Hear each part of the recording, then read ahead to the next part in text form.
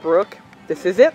Yes. Final race. How do you feel? I'm really excited. I'm really happy, and it's a beautiful day, and the team's here, and we're really happy. It's a happy occasion. So what brought this on this year? I mean, what made you decide to retire? Well, basically, there were a number of factors. I'm somebody who takes a while to make decisions, and I really had thought about it for a while, but then once I make a decision, I'm very decisive, and I don't look back. And for me, my entire career focus was the Olympics.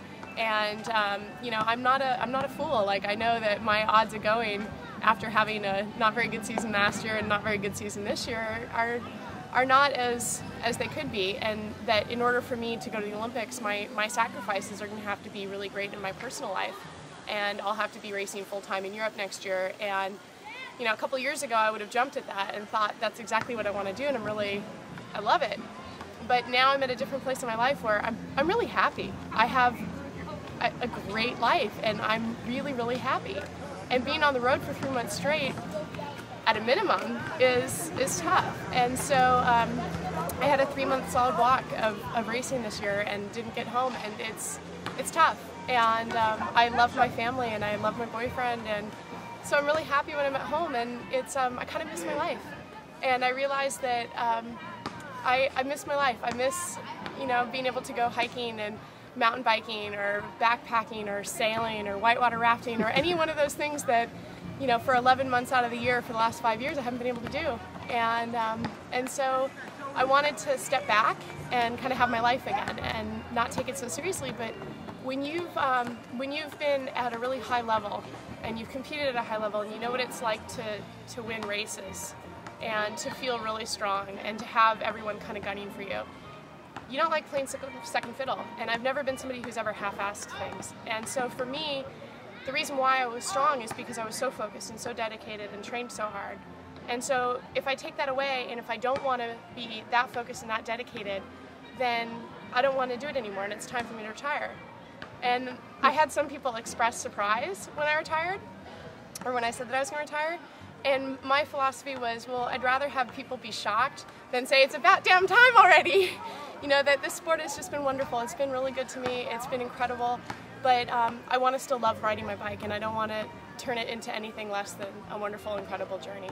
So you said, you know, it takes you a while to make up your mind, but did you wake up one morning and say, this is it? No, it wasn't as decisive as that. It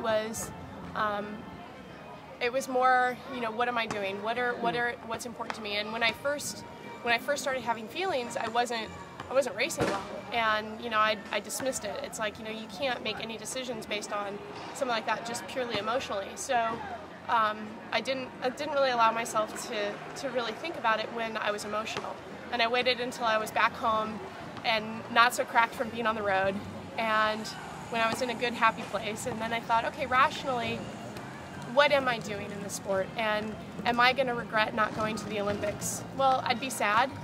You know, it's of course a dream of mine, but it's not as important as the rest of my life. And I look at my, you know, my parents and my, you know, my family, and you know, and my boyfriend, and there's a lot of love in my life, and I'm gonna get misty-eyed thinking about it.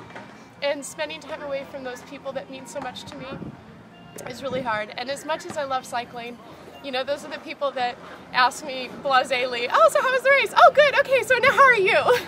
And so I don't like being away from them. So, you know, you mentioned the Olympics. Any other regrets out there that, you know, something you wanted to try out and you didn't? Or you know what, I can give you a whole laundry list of goals that I had in the sport that I didn't achieve. And so at first, when I first started thinking, you know, do I want to retire? It was easy to have those goals in front of me and think like, but I never, And, you know, I let it go, and instead I thought, you know what, let's not focus on what you haven't done, let's focus on what you have done. And it's really easy for me to poo-poo things that I've done and just like, oh yeah, well, you know, yeah, I had a good season. Oh yeah, you won the U.S. Criterium. You know, I had couple good races. But, you know, truth be told, I really am proud of what I've done in the sport, and I've really grown a lot from it, and I really love it, and it's just been an amazing fantasy of a life. And so there's always those fruits out there that I didn't get to pick, but I feel really content. So what are some of your best memories from 5 years, right, of pro racing? Yeah. Easily one of my best memories was Meredith winning national championships. And, you know, crossing the finish line, you know, way off the back, and I see Meredith standing at the finish line, and she said, "We won!" And I said, "Who?" And she said, "Me!" And that was easily one of my highlights. Winning Downers Grove, the Crit National Championship, that was another huge highlight in my career. Some of my moments that are the highlights are really from training rides or races that I didn't even necessarily finish that well. You know, for me, it's never been just about winning. It's about competing, and you know, I'm a pure competitor in that, you know, I'd rather get beat than win a race where I feel like, you know, I wasn't challenged. And you know, but this year I'm not getting beat. I'm losing. You know, that I don't. There's a difference between losing and getting beat. And getting beat makes you hungry, and losing just makes you just feel kind of crappy. And, you know, I feel like I've made a lot of tactical mistakes, or, yeah, mostly tactical mistakes, where you know, I'm a different racer every year, and, you know, sometimes I kind of rely on my old tricks that sometimes don't work anymore. And anyway, so I didn't want to keep racing when the sport had become negative for me, and that I wasn't getting all that positive enthusiasm. All right, so you know, 2 more. So what would you say, what advice would you give a young rider that's coming up? You know, you've got some young ones on your team that are coming in, you know, first year with Neo Pro. So what advice would you give them? Just have fun and love it. You know, I mean, it's just such a great sport. It's such a great thing to have your bike, you know, to have your health, to feel strong, and so it's really just to keep the bigger perspective, so that, you know, you don't let the bad days take you down, and instead you just really embrace the good days as, wow, this is a really special thing. I'm 34 and can say that I've never really had a real job. I've been either a graduate student or a pro athlete. I don't know if I should be proud or embarrassed. Okay, well, that leads into the what's next for Brooke. Well, I was joking about how I'm going to do the morning ride with a sticker on my back that says, "Retiring from cycling will look for work," and to stuff resumes in my back pocket.